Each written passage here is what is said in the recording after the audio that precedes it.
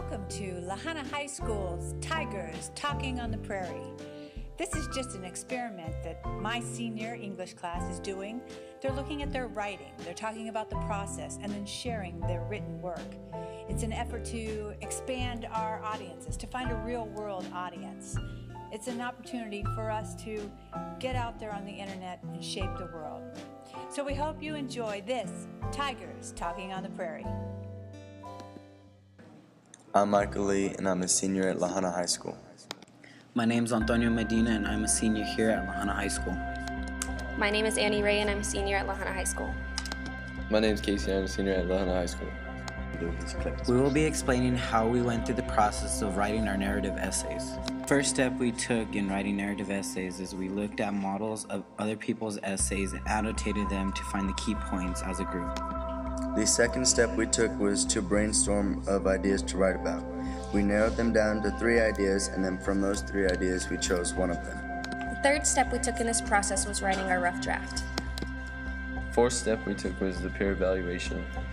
They told us our strong and weak points, they pointed out our mechanical errors, and gave us ideas on improvement. The fifth step we took in writing our narrative essays was writing our second draft, which we took our peer evaluation into consideration and wrote our second draft. Our sixth step we took was going on the criterion and typing our essays. We revised the mistakes it pointed out. The final step was after all our final revisions were done, we printed our paper in the correct format and turned it in. Backpacking by Annie Ray. Where the sky is always blue and the birds always singing, you are the state that I call my home, Montana. It is very like people to explore the wondrous wilderness of this state. I have taken many adventures there. One in particular I call my favorite, backpacking in the Spanish Peaks, which is located in Bozeman, Montana. My best friend, camp counselor, and some other happy campers came along as well. When we arrived at the beginning of the trail, Josh, my camp counselor, announced about the challenges we would be facing. He talked about the bears and the animals that could put us in danger. He also talked about the plant life and how not to eat anything he didn't approve of, because we could have a chance of getting poisoned. What we didn't think about that would be a problem was the weather, because the forecast said it would be bright and sunny. We finally started hiking up the trail and made about 5-6 miles when the dark, ominous clouds rolled in. We figured it was nothing. We had decided to pitch our tents and camp on the side of the trail because it was getting dark and didn't want to get caught in the rain. It started sprinkling, so the wood to build a fire was damp, but we managed. We still had a great time despite the rain. We made s'mores and told horror stories about creatures that could eat us and crunch on our bones in the dead of night. The rain started to pick up, so we all went to our tents to go to sleep. I hadn't even been asleep 2 hours when we awoke from the intense thunder and lightning. I was a little scared. It sounded like pieces of the mountain were crumbling down. We all had huddled around the biggest tent and tried to wait it out. When morning arrived, it was still raining. He gave us a choice: go back down the mountain or continue up. We wanted to stick it out and continue. We started up the mountain again, rain and all. The cold ground was muddy and the rocks were dripping with water. As we continued to walk, the rain kept getting worse and worse, so we decided to stop under a big rock and wait until the rain slowed down.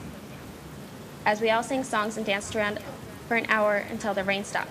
When it stopped, we all got back on our backpacks and started up the mountain again. The ground was still muddy, so our shoes were heavy and dripping with mud and grass. We kept pushing through because we really wanted to see this crystal blue lake we've been waiting to see this whole time. As we got closer, I could see myself sitting by the lake with a pole in hand, just fishing. We kept pushing through. The weather started to clear up, and we could all smell the lake and the wonderful trees around us. We finally achieved our destination, through all the obstacles and bad weather we had. We set up our campsite and dived right into the bright blue sparkling lake. The outcome was worth it. Where the sky is always blue and the birds always singing, you're the state that I call my home, Montana. My name is Antonio Medina, and this is my story, Broken. As I walked through that dark tunnel, I could feel that cold tear run down my face. Once those bright lights of the stadium caught my eye, all I could do was ask, dear God, why? Why did this have to happen to me? How far back is it going to send me? But all I know is that I wanted to know is why. I think this broke me even worse than before. It was the start of my junior year of wrestling, and I was ready to compete and battle my way back to the state tournament and place like I had always dreamed of. But that dream soon became a nightmare that I'd never seen coming. A sharp pain covered my left arm. This pain in my arm was as if someone was driving 1,000 nails in my arm. Could this be? Did I break it? I couldn't have. The doctor said it was pulled tendons, but what was that sharp snap? Was I the only one that heard it? How and why is Michael staring at me like something was wrong? Oh crap, it broke. So there I was trying to understand what was going to happen with my wrestling season. And that's when my doctor came back in the ER. The bone was completely broke. There is an inch gap between his bone, he said. He will also need surgery. So there I was trying to understand what the heck is going to happen. I was so confused and lost, but somehow I finally understood that my season was completely gone. There was no turning back. I am stuck watching my teammates and my best friend wrestle the whole season, and me sitting on the sides of the mat dying just a little bit every time I watch a new match start. So the big day finally came. The state championship was here. Me in the first of my month started recovery. I was so excited to see who was going to win at my weight class and who was going to be my competition for next year. I thought and I had finally accepted my injury, but no. Once I walked through the tunnel, it seemed all my dream had came true, and I could do was cry. For now, my new dream is to make it to the state championships in place and show everyone that I am back and more ready and determined than ever before. No one can take my spot on that podium. Nothing will stop me. I will come back. On Your Marks by Michael Lee. State track is indescribable. There's so much talent, so much to see, and so much to do. I've never seen so many people in one place before, and it was all to watch people run, jump, and throw. Every couple minutes a new race began with the sound of the gun. Each shot meaning my race was getting closer. I was completely quiet, just sitting with my team, observing the competition, and completely lost in thought. All I could think about was what I could do wrong. If I moved a little in the blocks, we'd be disqualified. If I false started, we're disqualified. If I don't get the handoff to Joel, we're disqualified. There were dozens of situations that flashed through my mind, and all of them were of myself getting us disqualified. We're at Jeffco Stadium in the middle of Denver. The stadium was bigger than anyone I had ever seen before. There were literally thousands of people packed into the stands. At one point, the announcer told the crowd there were over 6,000 people in the stadium. The stands were littered with tents and umbrellas to keep people out of the sun so they wouldn't get drained of all their energy. Except us. Lanta had no tent and no umbrella.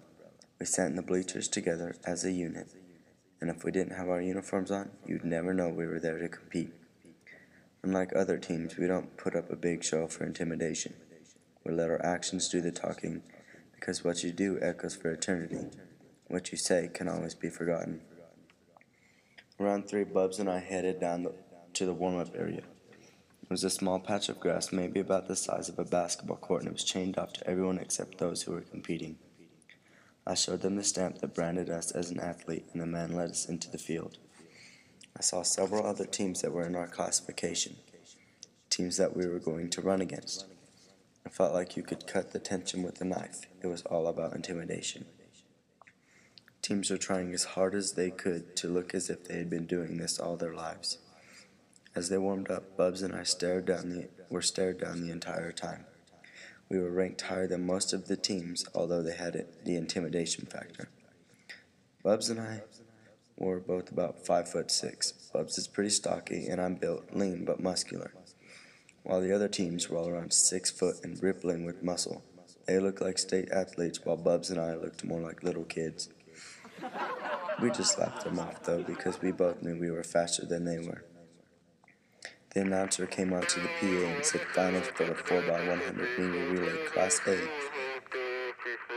is now on the track. Bubs and I headed over to the field where Joseph and Joel were already waiting for us. We huddled together and began to talk ourselves up. We talked about doing better than we were supposed to and placing high. After getting ourselves pumped up, it was time to head to our separate sections. I headed toward the finish line where I would start our race. I start our races because I'm faster than everyone else on the team out of the blocks by quite a bit. It was something I was good at. Even our fastest kid couldn't beat me in the first 40 meters. I began to stretch out my legs a little more.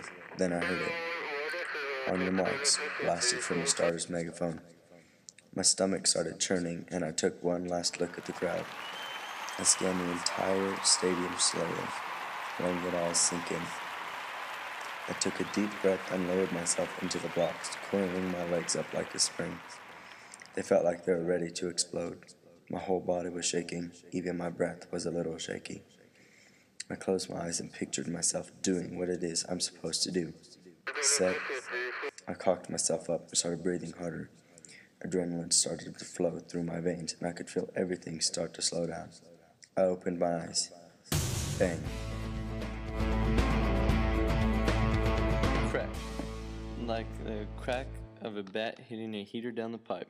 I witnessed my brother just die. Or so I thought.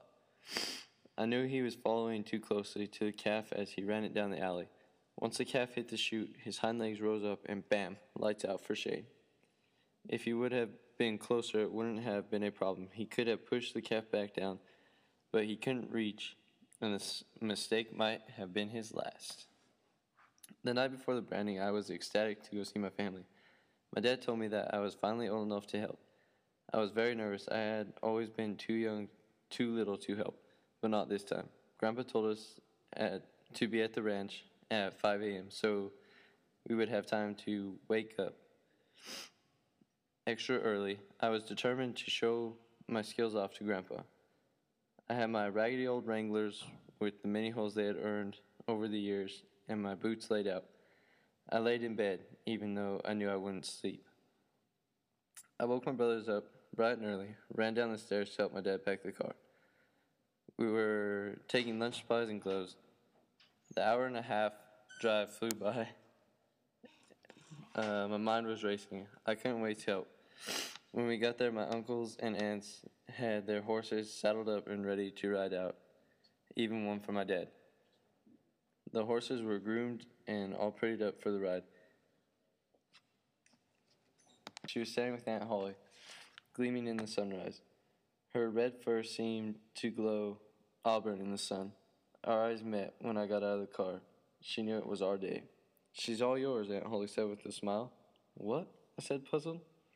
I rode her around in the corral, playing with the cows, but I never got the chance to ride out. "Uncle Terry's back's messed up, so you're going to have to ride out," Grandpa said with a nod. I was speechless. As I climbed into the saddle, the butterflies started to get to me. This was the first time that I was allowed to ride out. When we rode out of the corral and rounded up the cattle with ease, Dad said it was the easiest it had ever been. When we got back to the corral, they started running the calves down the chute. Surprisingly, when I looked in the corral, I saw Shane running the calves down. I thought to myself, that was a horrible idea because he's so slow. But Grandpa knows best. Well, later in the afternoon, Shane had to have run 50 calves down the chute without any problems. But one of the littlest calves, he spooked down the chute and it took off faster than he was. It hit the chute and its hind legs reared up and bam, right in the kisser, kicked Shane in the face. As Shane laid in the dust, screaming, holding his face with blood pouring through his fingers, Grandpa shouted at me to go get him. I ran over to the chute and pulled Shane up. He said he was fine and ran out of the chute. Well, now I guess it was my time to shine. All in all, I guess it was a good day. We ran some calves down the chute, and I got to prove myself to Grandpa. I think that's a good day's work. This has been Tigers Talking on the Prairie, a senior English project at Lahanas Junior Senior High School in La Junta, Colorado.